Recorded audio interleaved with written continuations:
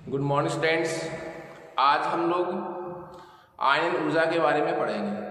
पिछली क्लास में हमने क्या पढ़ा था कि तत्वों के भौतिक गुणधर्मों में आवर्तिता किस प्रकार होती है।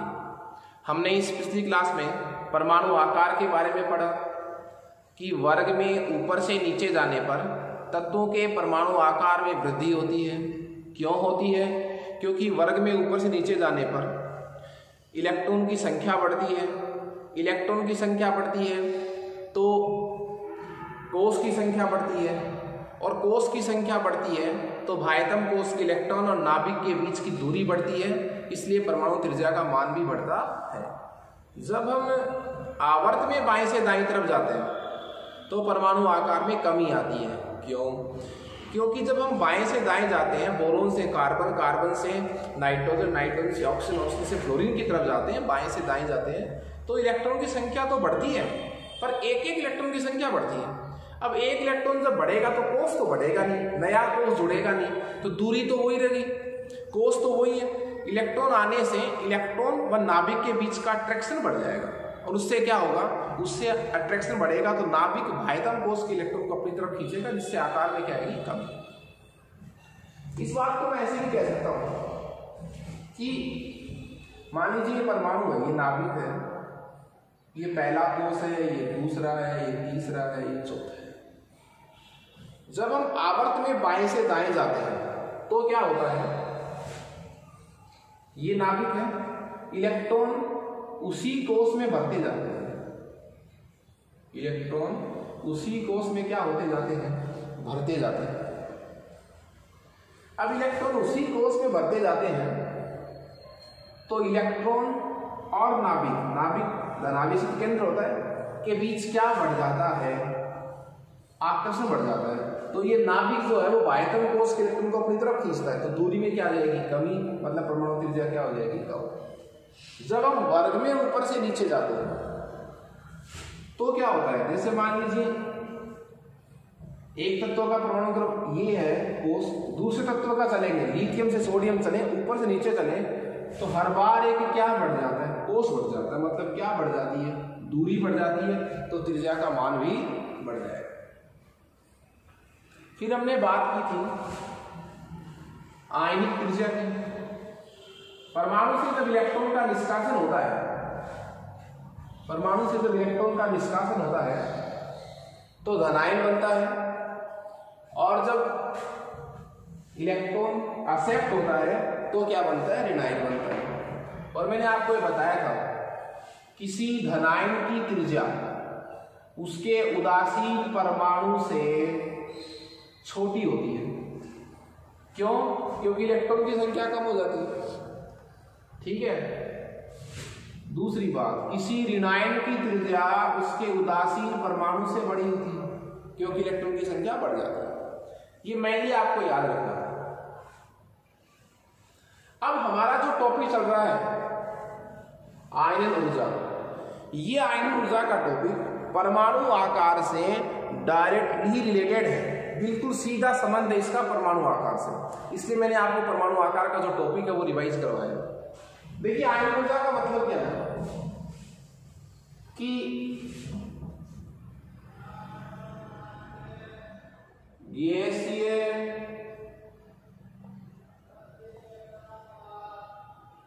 उदासीन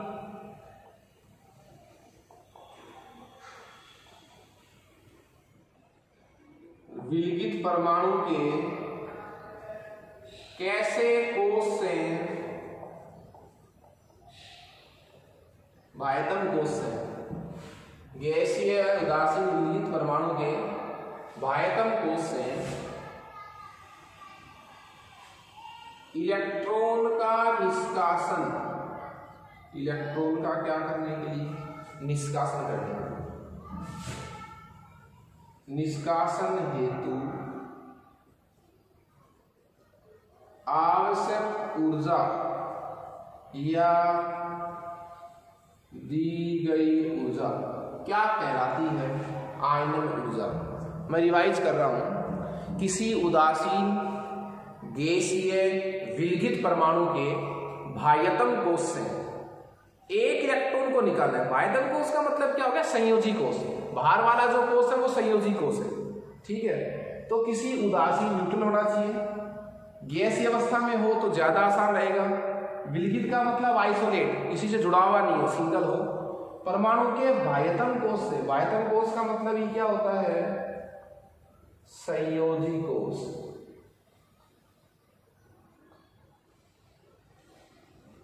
संयोजी कोष। तो बाह्यतम कोष से ऑब्लिक संयोजी कोष से एक इलेक्ट्रॉन या कितने भी इलेक्ट्रॉन का बाहर निकालना है, उसके लिए मैं परमाणु को एनर्जी देनी पड़ेगी। आवश्यकता मतलब हमें देनी पड़ेगी। उस एनर्जी को अपन क्या बोलेंगे? आयनन ऊर्जा। परमाणु के आयनन हेतु दी जाने वाली ऊर्जा क्या कहलाती है? आयनन ऊर्जा। इस बात को मैं ये भी कह सकता हूं, आपको पता है जब भी इलेक्ट्रॉन का निष्कासन होगा, जब भी इलेक्ट्रॉन का क्या होगा? निष्कासन होगा,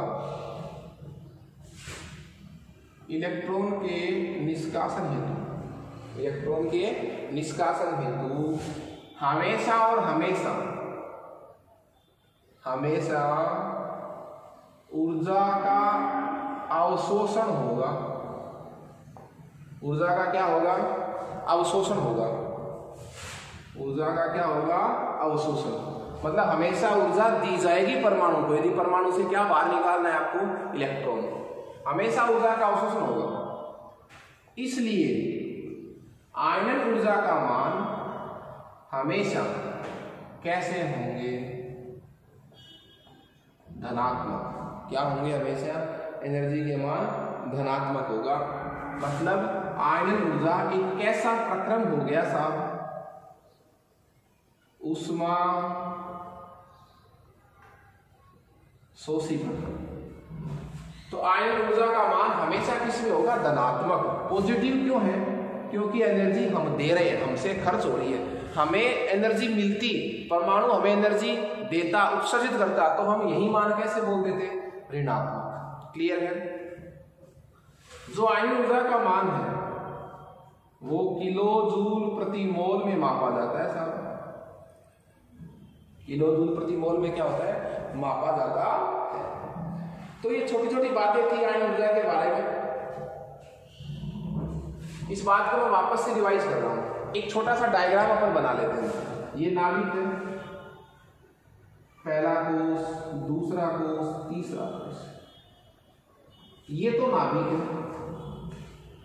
ये कोष कौन सा कहलाएगा? ये इस तरह मैं इनको पूरा नहीं बना रहा हूं, ये लीजिए पूरे बना दिया हमने। तो ये जो कोष है, ये कोष क्या कहलाएगा? बाह्यतम कोष। सबसे बाहर का कोष बाह्यतम कोष। इस बाह्यतम कोष का ही दूसरा नाम क्या है?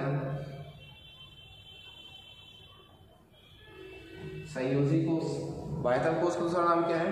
संयोजी कोष। ये नाभिक है। बाह्यतम कोष से एक कोष पहले वाले इलेक्ट्रॉन क्या कहलाते हैं? उपांत्य कोष। ये क्या कहलाएगा? उपांत्य कोष। ठीक है, ये कोष क्या कहलाएगा? उपांत्य। उप अंत्य मतलब बाहर से एक जस्ट पहले वाला, ये उपांत्य कोष कहलाएगा। और उपांत्य कोष में जो क्या पड़े हैं? इलेक्ट्रॉन पड़े हैं। उपांत्य कोष में जो क्या पड़े हैं? इलेक्ट्रॉन पड़े हैं, उनको क्या कहेंगे? क्रोड के इलेक्ट्रॉन। क्या कहेंगे उसको? क्रोड इलेक्ट्रॉन। और जो इलेक्ट्रॉन संयोजी कोष में पड़े हैं, बाह्यतम कोष में पड़े हैं, उनको क्या कहेंगे? संयोजी इलेक्ट्रॉन। क्लियर है? तो किसी उदासीन गैसीय विलगित परमाणु के बाह्यतम कोष से यहां बैठे हुए इलेक्ट्रॉन को आपको बाहर निकालना है। तो उसके लिए हम परमाणु को एनर्जी देंगे, परमाणु को गर्म करेंगे। जो एनर्जी दी जाएगी क्या करने के लिए? बाह्यतम कोष में बैठे हुए इलेक्ट्रॉन को बाहर निकालने के लिए। ठीक है, वो एनर्जी क्या कहलाएगी? आयनन ऊर्जा। एक इलेक्ट्रॉन निकाल रहे हो तो जो ऊर्जा दी उसको प्रथम आयनन ऊर्जा। दो इलेक्ट्रॉन निकालने की एनर्जी तो क्या हो जाएगा? द्वितीय आयनन ऊर्जा। क्लियर है? तीन इलेक्ट्रॉन निकालोगे तो तृतीय आयनन ऊर्जा। क्लियर है? देखिए उसके बाद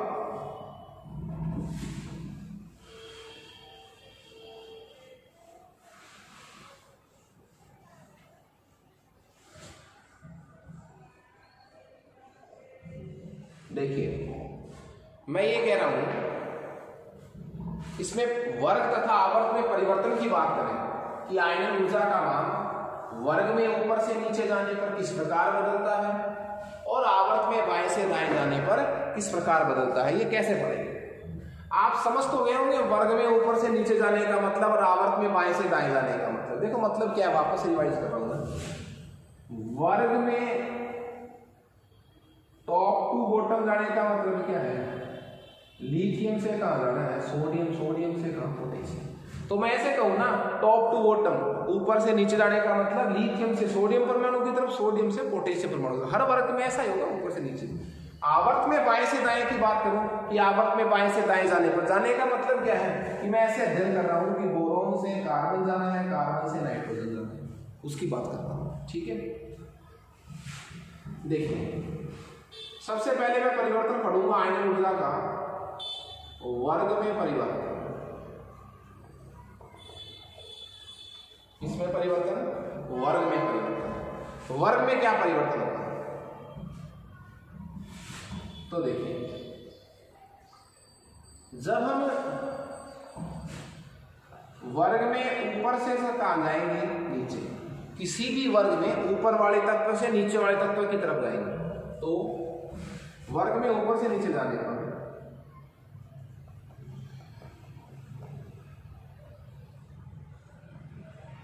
आयनन ऊर्जा के मान में क्या आती है? कमी। आयनन ऊर्जा के मान में क्या आएगी? कमी आएगी। क्यों कमी आएगी साहब? मैं आपको सीधे से बता दूं, एक संबंध मैं आपको पहले ही बता दूं कि जो आयनन ऊर्जा है, जो आयनन ऊर्जा है वो व्युत्क्रमानुपाती है किसके? परमाणु त्रिज्या के, या मैं क्या बोलूं, परमाणु आकार के। इस संबंध को यदि आप याद रखेंगे तो इस आयन ऊर्जा के परिवर्तन में आपको कहीं कोई दिक्कत नहीं आएगी। देखिए वर्ग में परिवर्तन, तो वर्ग में जब हम टॉप टू कहां चलेंगे? बॉटम। वर्ग में टॉप टू बॉटम जाने पर आयनन ऊर्जा के मानों में क्या आती है? कमी। क्यों आती है साहब कमी? देखो, क्योंकि जब हम वर्ग में ऊपर से नीचे जाते हैं तो परमाणु आकार क्या होता है? क्योंकि आकार क्या होता है? बढ़ता है। कब बढ़ता है आकार? जब वर्ग में ऊपर से नीचे जाते हैं तब। तो वर्ग में ऊपर से नीचे जाने पर चूंकि क्या बढ़ रहा है? परमाणु आकार बढ़ रहा है। आकार बढ़ेगा तो क्या होगा? सोचो, एक तो परमाणु ये है, एक ये था परमाणु, नाभिक, एक कोष, दो कोष। इसमें कितने कोष है? 3, ये 2 कोष। एक परमाणु में तो 2 कोष है, एक परमाणु में 3 कोष है। तो देखिए ये नाभिक है, आपको पता है नाभिक में कैसा आवेश होता है? धनावेश। नाभिक के धनावेश और इलेक्ट्रॉन के ऋणावेश के बीच प्रबल स्थिर वैद्युत आकर्षण बल होता है। तो आप मुझे बताएं, इस इलेक्ट्रॉन पर नाभिक का ज्यादा अट्रैक्शन है या इस नाभिक का इस इलेक्ट्रॉन? मतलब कहां आकर्षण ज्यादा है, इसमें या इसमें? इसमें। क्यों?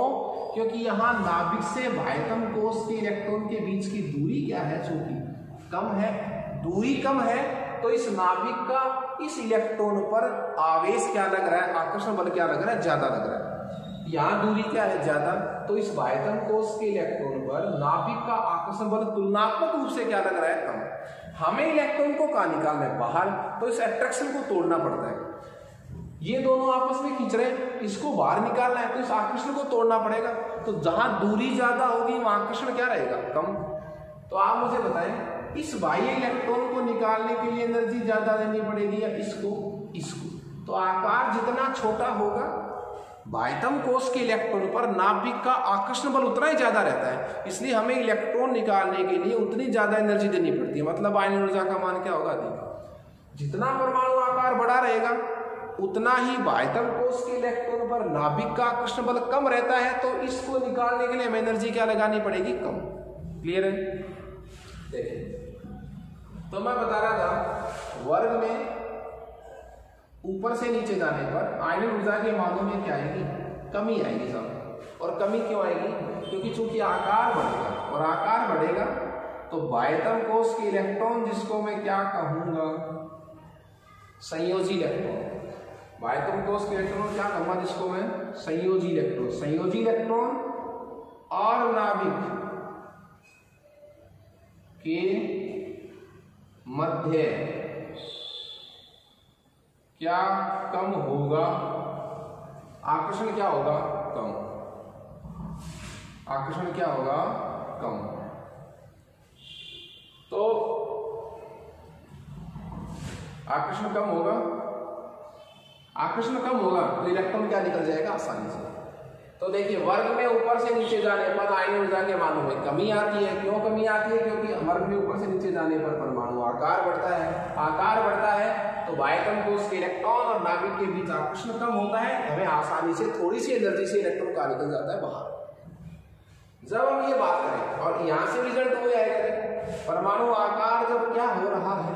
बढ़ रहा है, तो आयन ऊर्जा क्या होगी? कम। ठीक है। दूसरा तरीका पढ़े इसमें,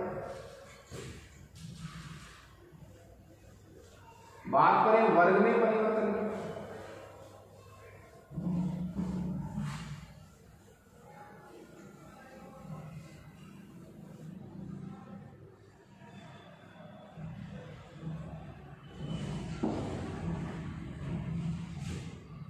बात करें हम आवरण ऊर्जा के मानों का किसमें परिवर्तन? आवर्त में परिवर्तन। ठीक है। बात करें आवर्त में परिवर्तन की, तो आवर्त में जब हम कहां चलेंगे? लेफ्ट टू राइट, बाएं से दाएं, बाएं से दाएं चलेंगे तो चूंकि आकार में क्या आती है? कमी। ये तो आपने भी लिखा होगा, आकार में क्या आती है? कमी आती है। जब आकार में कमी आती है तो देखिए, जब आकार कम होगा तो आयन ऊर्जा बढ़ेगी। आकार में कमी आती है, आकार में कमी आएगी तो नाभिक तथा संयोजी इलेक्ट्रॉन, नाभिक तथा संयोजी इलेक्ट्रॉन के मध्य क्या बढ़ेगा? आकर्षण बल बढ़ेगा। दूरी कम होगी तो नाभिक ज्यादा खींचेगा बाह्यतम कोश के इलेक्ट्रॉन को, आकर्षण बढ़ेगा तो हमें इलेक्ट्रॉन निष्कासन हेतु अधिक ऊर्जा की आवश्यकता होगी। क्लियर है? तो आवर्त में बाएं से दाएं जाने पर चूंकि परमाणु आकार में कमी आती है तो नाभिक तथा संयोजी इलेक्ट्रॉन के मध्य आकर्षण बल बढ़ जाता है, और आकर्षण बढ़ जाता है तो इलेक्ट्रॉन के निष्कासन के हेतु हमें इतनी अधिक ऊर्जा की आवश्यकता होती है। देखिए, तो दो प्रकार के परिवर्तन हमने पढ़ लिए, वर्ग में परिवर्तन, आवर्त में परिवर्तन। वर्ग में ऊपर से नीचे जाने पर आयन ऊर्जा के मानों में कमी आती है क्योंकि परमाणु आकार बढ़ता है। आवर्त में परिवर्तन, बाएं से दाएं जाने पर क्योंकि आकार में क्या आती है? कमी, इसलिए आयन ऊर्जा के मानों में क्या होती है? वृद्धि। सीधा सा संबंध ये रहेगा कि आयन ऊर्जा जो है वो विक्षेपानुपाती होती है किसके? परमाणु आकार। देखिए, जब पहला इलेक्ट्रॉन निकालेंगे तो आवश्यक ऊर्जा को मैं क्या नाम दूंगा? प्रथम आयनन ऊर्जा। क्या नाम दूंगा?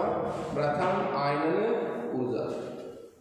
पहले इलेक्ट्रॉन को निकालने पर तो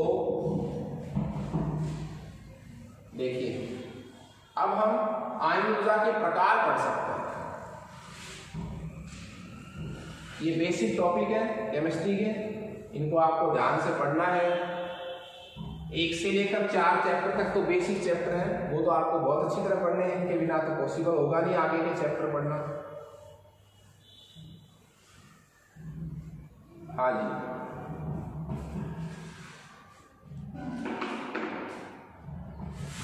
देखिए, एक इलेक्ट्रॉन के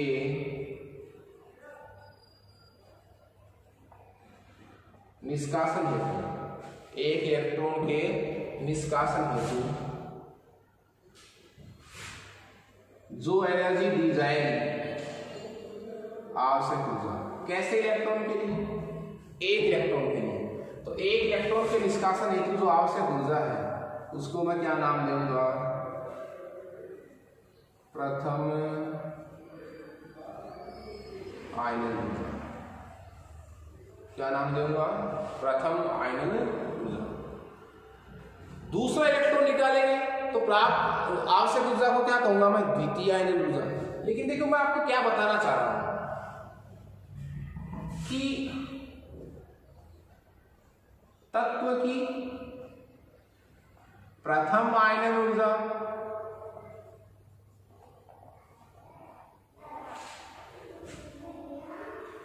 से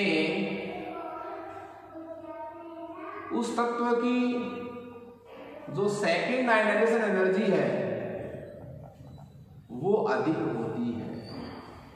मेरे कहने का मतलब क्या हुआ कि किसी एक तत्व से जब आप पहला इलेक्ट्रॉन निकालते हैं तो उसके लिए आवश्यक ऊर्जा का मान उसी तत्व से निकाले गए दूसरे इलेक्ट्रॉन हेतु आवश्यक ऊर्जा के मान से कम होता है।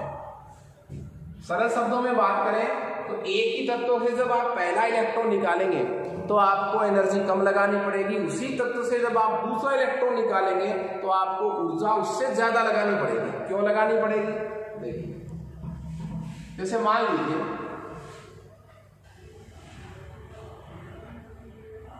आपने ये सोडियम का परमाणु है साहब, ये सोडियम का क्या है, परमाणु।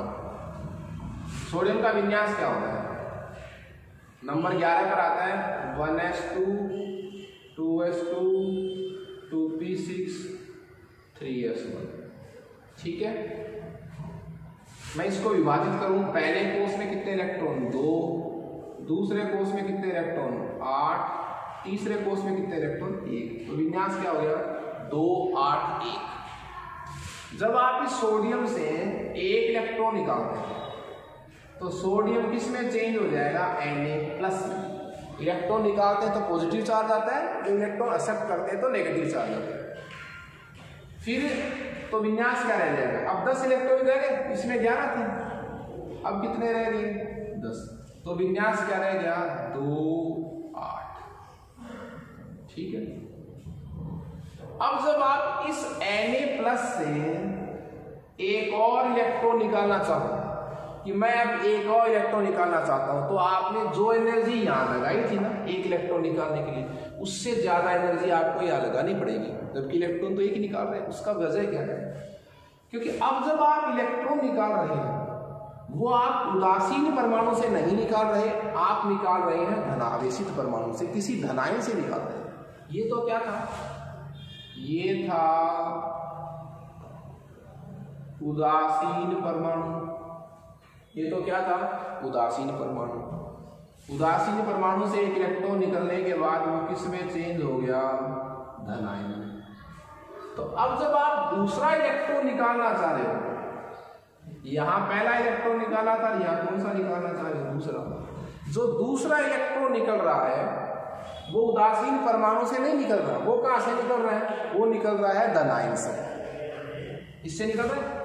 और आपको पता है कि उदासीन परमाणु छोटा होता है या धनायन छोटा होता है, धनायन छोटा होता है। मैंने बताया था आपको परमाणु त्रिज्या में, किसी धनायन का परमाणु आकार उसके उदासीन परमाणु से छोटा होता है। तो इन दोनों में छोटा कौन हुआ, ये छोटा हुआ, ये छोटा हुआ।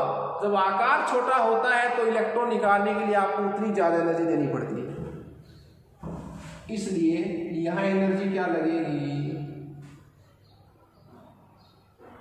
आयनन ऊर्जा का मान क्या होगा, आयनन ऊर्जा का मान क्या होगा, अधिक होगा साहब। देखिए, तो मेरे कहने का मतलब ये था, प्रश्न हमारे लिए क्या था कि किसी तत्व की प्रथम आयनन ऊर्जा का मान कम होता है, उसी तत्व की द्वितीय आयनन ऊर्जा का मान क्या होता है, अधिक होता है। उसका वजह क्या है, क्योंकि जब पहला इलेक्ट्रॉन निकाला जाता है तब वो परमाणु कैसी अवस्था में होता है, उदासीन अवस्था में होता है। जब दूसरा इलेक्ट्रॉन निकाला जाता है वो इलेक्ट्रॉन उदासीन परमाणु से नहीं निकलता, वो किसी धनायन से निकलता है। और धनायन का परमाणु आकार उसके उदासीन परमाणु से छोटा होता है, इस इलेक्ट्रॉन निकालने के लिए आपको एनर्जी क्या लगानी पड़ेगी, ज्यादा। तो आयन ऊर्जा का मान क्या हो गया, अधिक। इसी प्रश्न को अपन दूसरे तरीके से भी बोल सकते हैं। कैसे? देखिए, जब आपने एक इलेक्ट्रॉन निकाला था, किसमें से, सोडियम से। जब आपने एक इलेक्ट्रॉन किसमें से निकाला था, सोडियम से निकाला था, तो सोडियम का विन्यास क्या था इलेक्ट्रॉन निकालने से पहले? इलेक्ट्रॉन निकालने से पहले सोडियम का विन्यास क्या था, 2 8 1। बाह्यतम कोश में कितने इलेक्ट्रॉन हुए, 1। जैसे आपने ये इलेक्ट्रॉन निकाल दिया, यहां से इलेक्ट्रॉन क्या कर दिया आपने, निकाल दिया। एक इलेक्ट्रॉन जब आपने यहां से निकाल दिया, ये सोडियम किस में चेंज हो गया, Na+ में। विन्यास क्या रह गया, देखो आप, 2, 8। बाह्यतम कोश में कितने इलेक्ट्रॉन, 8। और जब बाह्यतम कोश में 8 इलेक्ट्रॉन होते हैं ना, उसका एक नाम होता है ऐसा, अष्टक विन्यास। उसका एक नाम क्या होता है, अष्टक विन्यास। और अष्टक विन्यास जो है ना, उस परमाणु को क्या बनाता है, स्थायी बनाता है, स्थायी विन्यास। और जो स्टेबल हो गया, अब इस स्थायी, कोई भी स्थायी वस्तु है, स्थायी परमाणु है, उसको यदि आप विचलित करोगे तो उसमें से आपको एनर्जी क्या लगानी पड़ेगी, ज्यादा। अब स्थायी विन्यास से जब आप दूसरा इलेक्ट्रॉन निकाल रहे हो तो आपको एनर्जी क्या लगानी पड़ेगी, अधिक। क्लियर है? तो ये रीजन 2 प्रकार का दे सकते हैं कि एक इलेक्ट्रॉन निकालने के बाद सोडियम अष्टक विन्यास को प्राप्त कर लेता है, स्थायी विन्यास को प्राप्त कर लेता है, इसलिए दूसरा इलेक्ट्रॉन निकालने के लिए आपको एनर्जी क्या लगानी पड़ेगी, ज्यादा। क्लियर है? ये जो मैंने तरीका आपको बताया अष्टक विन्यास वाला, इसके बेस पर एक बहुत अच्छा सवाल है इसमें।